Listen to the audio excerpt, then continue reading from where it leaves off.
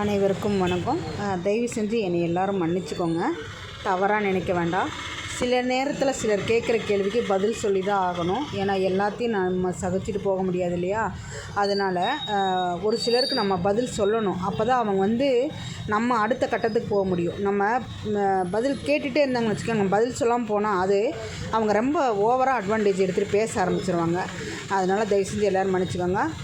வனிதா சிவராமன் சொல்லிட்டு ஒருத்தவங்க, அவங்க லேடியா இல்லை பேக்கேடியா நம்மளுக்கு தெரியாது.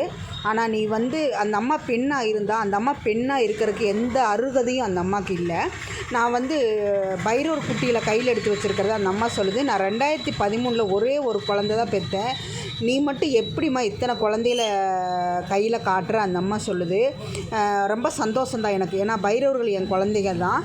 உங்களை மாதிரி நான் கேவலமான பிறப்பெல்லாம் கிடையாது. நான் நல்ல பிறப்பு. எங்கள் அம்மா வயிற்றில் நல்ல பிறவி.